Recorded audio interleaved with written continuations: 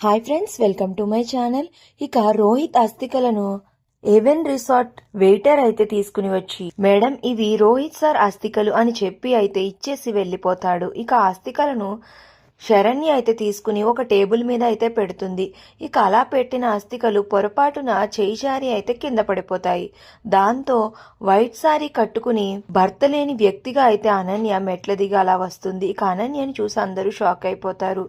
ఇక అనన్య, అయ్యో నా మొగుడు అస్థికలు కింద పడిపోయాయి అని ఆ అస్థికలని చెంబులోకైతే వేస్తూ ఉంటుంది. ఇక అలా వేసి ఇక ఆ అస్థికల ముందు రోహిత్ ఫోటో పెట్టి ఆ ఫోటోకి బొట్టు పెట్టి ఇక పూలమాల తెచ్చి రోహిత్ ఫోటోకి వెయ్యబోతూ ఉంటుంది. ఇక అప్పుడే శరణ్య ఇలా అంటూ ఉంటుంది, ఏ అనన్య, నీకు బుద్ధుందా? బ్రతికున్న రోహిత్ బావగారికి దండ వేస్తావేంటి? ఆయన చనిపోలేదు, ఆయన బ్రతికే ఉన్నారు అని అయితే శరణ్య అంటూ ఉంటుంది. ఇక ఆ మాటలకి ఒక్కసారిగా అనన్య షాక్ అయిపోతూ ఉంటుంది. ఇంకా హాల్లో ఉన్న ఆనంద భైరవి, దర్శన్, దామిని అందరూ కూడా ఒక్కసారిగా షాక్ అయిపోతారు. ఇక అప్పుడు ఆనంద భైరవి శరణ్య దగ్గరికి వచ్చి అంటూ ఉంటుంది, అదేంటమ్మా రోహిత్ చనిపోలేదు అంటున్నావేంటి?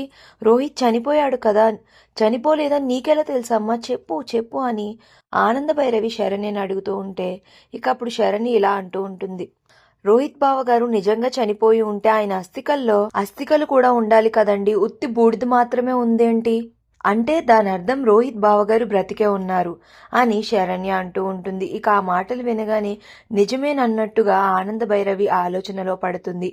అయ్యో నిజం తెలిసిపోయేలా ఉంది, ఇప్పుడు ఎలా అని అనన్య టెన్షన్ పడుతూ ఉంటుంది. మరో పక్కన ఒక ప్లేస్లో అయితే రోహిత్ని ఒక చైర్లో కట్టేసి తాళ్లతో చుట్టూ రౌడీలు అయితే బందీగా రోహిత్ని చూస్తూ ఉంటారు. ఇక అప్పుడు రోహిత్, ఎవర్రా మీరు, నన్ను ఎందుకు కిడ్నాప్ చేశారు? ఎవర్రా నన్ను కిడ్నాప్ చేయమని మీకు చెప్పింది అని రోహిత్ అంటూ ఉంటే ఇక అప్పుడే వైట్ శారీలో అనన్య ఇంకా కాంచన ఇద్దరు కూడా మేమే అని ఆస్తి డాక్యుమెంట్స్ తీసుకుని అనన్య అయితే రోహిత్ దగ్గరకు వెళ్తుంది. ఏది ఏమైనప్పటికీ రోహిత్ అయితే బ్రతికే ఉన్నాడు. మరి ఇప్పుడు రోహిత్ బ్రతికే ఉన్నాడు అని ఆనంద, శరణ్య ఎలా కనిపెడతారు అనేది నెక్స్ట్ రివ్యూలో తెలుసు.